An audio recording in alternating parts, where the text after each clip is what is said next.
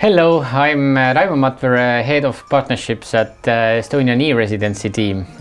Today we have Farid Singh here. He is a general partner at Startup Wise Guys, and Startup Wise Guys is a B2B accelerator operating all around Europe and even globally. Started from Estonia, very famous for its very intense programs, very good networking and also mentorship opportunities.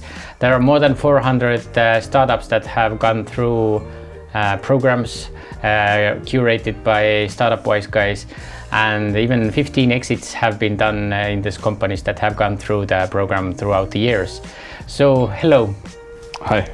Today we are going to talk about market expansion, as Startup Wise Guys also started in Estonia, and now that you have programs in, I don't know, 8+ countries, but startups from all around the world.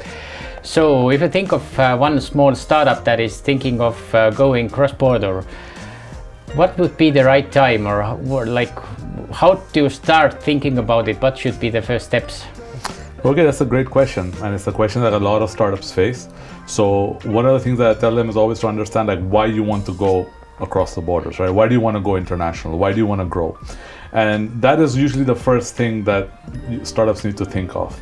And these could be different reasons. They could be they're looking to grow because the market that they're from is too small and they need growth potential.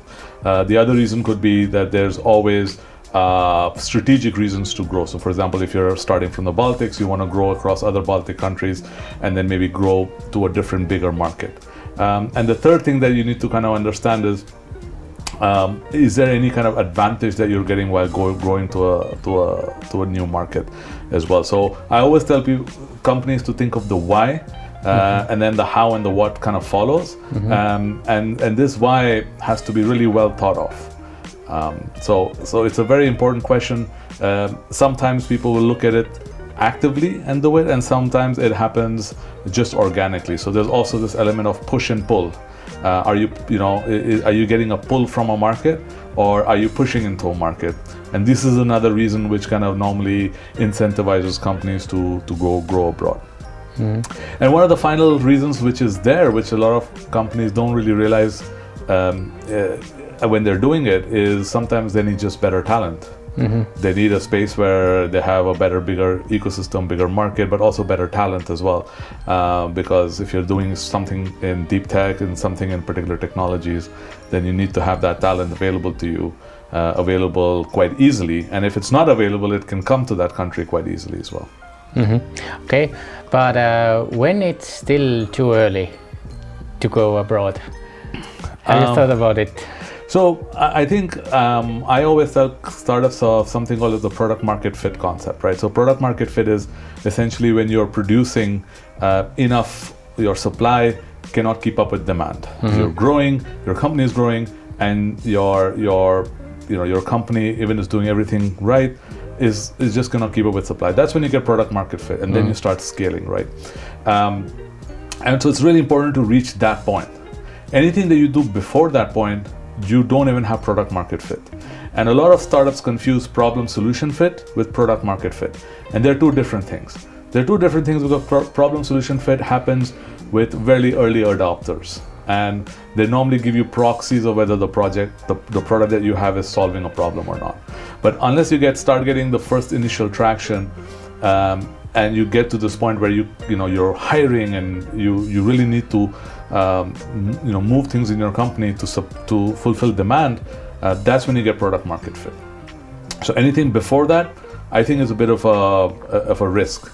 And as a startup, you're limited in constraints, you're limited in time. You don't really want to grow, or you don't really want to stretch yourself too thin, right?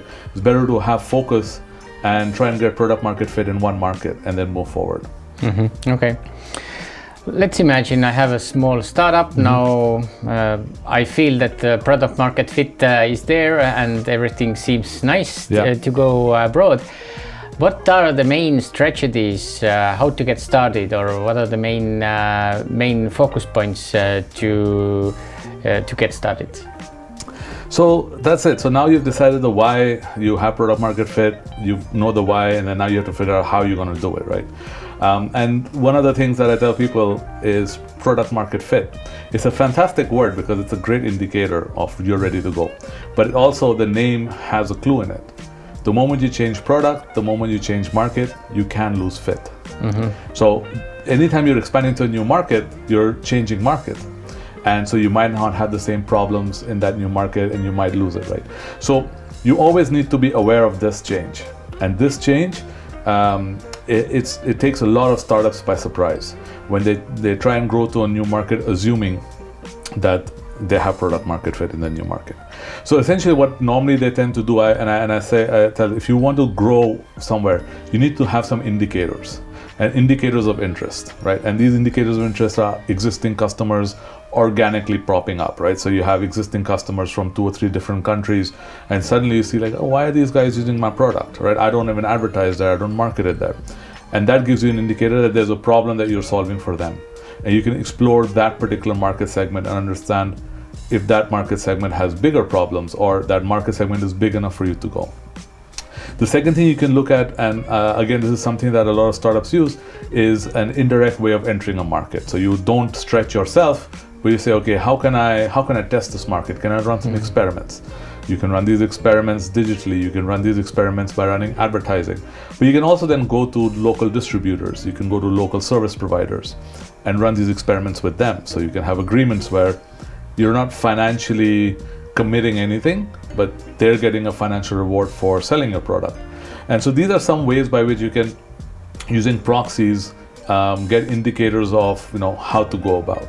But then finally, when you need to actually do this, it's like setting up or a new company. It's like when you want to go abroad, you're sure of this, and these indicators of interest and these experiments come back positive, then you need to pretty much treat it as you're entering a new market, you're entering a new country as a new company.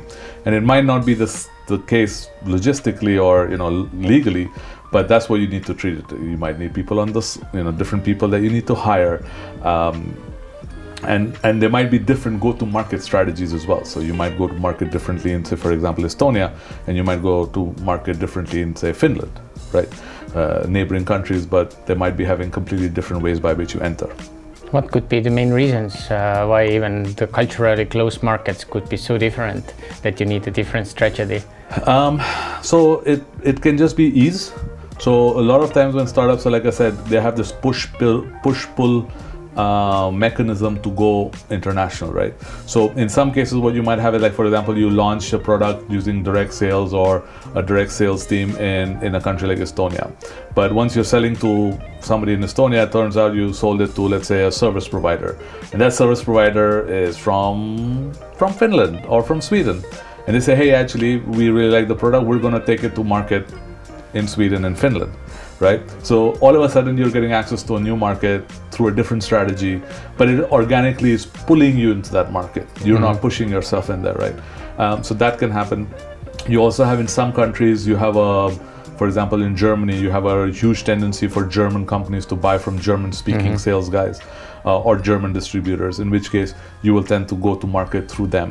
Or you will tend to go to market, for example, if you're selling to a telco in your home country, all the other telcos get jealous, right? So they'll start looking at you saying, hey, okay, well, if this telco is buying this product and reselling it to their customers, we should look it up. And so your go-to-market becomes easier. And this is why you have to always kind of treat every new market differently.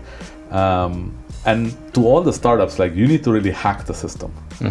There's no reason for you to spend the same amount of energy and time and money going into a market, right?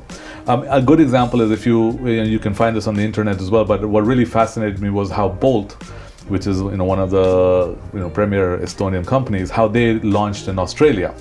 And this was a story that was told by the founders themselves, that they actually didn't even set foot in Australia to launch Australia. They set up ads online, and they hired a law firm, acted as a representative, and they basically set up a target for local competing drivers to drive for Bolt. And the guys who drove the most and the most profitably became kind of regional managers, and they got hired by Bolt to basically run the business in Australia, right? So it was a really lean way by which, and Bolt is a great example. In fact, most companies, if you look at their early years, you'll find like extremely lean examples of launching in new countries where they didn't even set up an office, they didn't even do any advertising. They just like put ads up, and the community itself, the drivers itself drove, and you use the Bolt kind of effect to do that.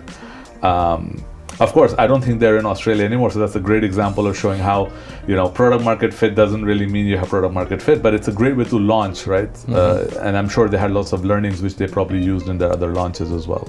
So I think that's also, a great example to see how you can launch so far away from Estonia all the way to Australia. That last example made me think that there are definitely maybe some challenges, right? When entering the market. You have mentioned a couple of them, but what are the most common obstacles that startups face when they are going to the new market? So they obviously have the challenge of, and this is one of the challenges of going to Europe, right? This is why going international in Europe is so difficult, because every country, even though you might consider the EU to be like unified, there's different regulations, there's different languages, there's different translations, and different socio-economic makeup, right? Unlike the US, where you go to the US, you go US all across the US, you have East Coast, West Coast, and you're done. But in Europe, it's difficult. So some of the challenges are, of course, knowing local regulation. In a lot of countries, it's also difficult to do business if you're not present legally in that country. So depending on the kind of business you have, you might not get away with not having an office or a registered fiscal address over there. The other is assuming that countries are similar, right? So for example, we had a startup which was providing services in a Spanish-speaking a country, and then they decided to move. They had a choice between going to Spain or going to Mexico, and they chose Spain, and they failed. And they failed because their assumption was language was enough. But what they were providing required each of their customers to have a laptop or have a small device that could use their product digitally. And that wasn't the case in Spain, because in Spain the market was very fragmented. It was not owned by one big entity, whereas in Mexico, the language is Spanish, slightly different variation of it, but the market was more acceptable to their requirements of having a digital product, right? So even knowing the same language doesn't make so it's the same as like going to Austria, Germany, Switzerland, parts of Italy. You might think like, oh, I can get away with just like using one language, but it's not the case. So it's not only language. Then they also need to make sure that there's a problem that exists, right? So you have different problem solutions. And then the last thing is they could have competitors in that place as well. So they could go to a country and they have competitors there. And that's always a risk for them.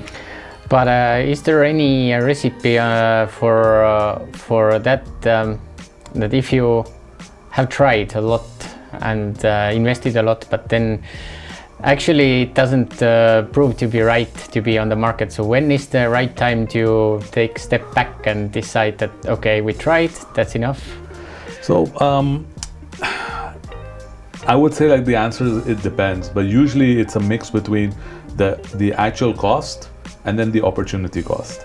So the actual cost is the amount of time and money you spend right now going to a new country, right? And if it's not working out over there, you're burning cash, you're burning time, you're burning some resources. But then there's opportunity that by burning these resources, could you have used these resources to go somewhere else better, more profitably, right? So it's a balance of this. So at one point, again, to me, one of the kind of most important things is to experiment. And you're constantly experimenting. You're not experimenting, oh, I'm going to experiment now for this. You're constantly experimenting for new markets, new products, new features, new problems. And at any one time, if you get indicators of interest that are very strong, then you need to kind of understand like, okay, what can I do to test this more? What can I do to test this more? What can I do to test this more? And there comes a time where, because decision making is all around collecting data, using this data to make informed decisions. You can never be 100%, right? So at some point you take this decision saying like, this data is enough for me to take this decision here, and you take that step. So if you have reached a point where this for whatever reason hasn't worked out, then you need to figure out firstly, is there a better place for me to go? Is there something I can do here that can reduce my costs but still, change the outcome? So you might actually fail at doing something directly, but then, I don't know, you might have collaborations or partnerships with some different entities locally, and become successful or become partially successful, that this opportunity gives you some returns. So it's a tough one there, and in Europe it's more common to have this issue because you constantly want to go to different markets because Europe is broken up that way. So okay, so there is a startup that is challenged by this market expansion. Where do they get help, or what is your suggestion if they have out of ideas or would like to have a second opinion on what they are doing? Like, what would be the best strategy to actually get help, or some suggestions what to do? So this is a tricky question, and I'm going to answer it in a way that is probably the most helpful to founders, right? The easiest way is to speak to other founders, because founders, for whatever reason, have a conscience that lets them help and support other founders. You also have startup communities that are there in every country. As Startup Wise Guys, we have operations all over Europe. We have alumni from over 50 countries. So normally whenever our startup wants to go abroad, we'll connect them to somebody in that host country and say, hey, can you have a chat with them and see what they're thinking? The third thing that you can do, which is quite a shock, and can sometimes backfire, but is to reach out to investors in that country, because investors know that market really well, right? And in two attempts, you get to know whether you'll be accepted in that market the way you are, whether there's competition, because most of the time VCs will tell you that. They'll say, hey, do you know of those guys? Do you know of those guys? Or those guys came and this is not a problem, have you heard? And so you get to know a lot more from VCs if you have the opportunity to get in touch with them. But it's also quite risky because you might burn that bridge really soon because you might not be ready for them. And finally is to do experiments, is to be able to kind of run, understand your customer. I think a lot of startups fail to understand how to read their customers, how to read their success, because there's far more to learn from their success than there is from where they need to go. So if you can read your customer base, understand why they use you, where they're coming from, what's the segment, why is this problem important to them, you can use these as proxies to make better decisions going. And of course, then you have, in a lot of countries, in Estonia, for example, you have the e-Residency team. You can always reach out to, I think, Startup Estonia and to all the kind of government teams in certain countries. And I say certain countries because in a lot of countries, they either don't exist or their mandate isn't as public and as aware to startups. So a lot of times, like I always tell, whenever companies are looking to come to Estonia, I say, reach out to Startup Estonia. And 99% of the time, they connect them to the right people, invite them to networking events, and that usually helps. Lastly, go to that country. Just go for a week and see, in your business, can you go meet target customers? Can you actually meet them and understand if there's a problem that you're solving over there? And then move forward with that. Okay. I have one last question. If you take the whole concept of market expansion, is there any big difference whether you are running B2B or B2C business? There is. And I think founders need to be aware of this difference as well. So B2C inherently requires a lot of money, a lot of resources to go to market and to get the same kind of traction that you would otherwise in B2B. And besides the fact that they have different languages, you have different, consumption kind of like properties or characteristics. Sometimes even the whole marketing funnel can be different. So for example, the way consumers get awareness of your product is going to be different in every country, but then not only is that channel going to be different, but awareness for B2B and B2C is also going to be different, right? So there's a huge difference over there. Which one is better, easier? I don't really know, because there are instances where B2C, once you get tipping point, grows internationally really fast. And effectively, that's why a lot of people get attracted to B2C, because they see only success stories. B2B, on the other hand, has got a lot of momentum. So again, you can, like I said, you can be selling to a company in one country, and then you can very easily get referred to their other opportunities and their other offices and things like that. And even competitors in other countries will get incentivized to use you if you have a product. They say, hey, these guys in that country are using a product and you're a similar company, and then they might be more open to using you. So there's a difference to the whole funnel in both of these, and also in a lot of cases, the consumption habits are going to be dictating, whether people use the product or not. So. Okay, great thoughts. Thank you, Farid. And for us, I think the main takeaways from here are that there is a lot of experimenting, testing out during the market expansion. But one thing to keep in mind is that you need to understand the risks and the costs of the market expansion. So thank you.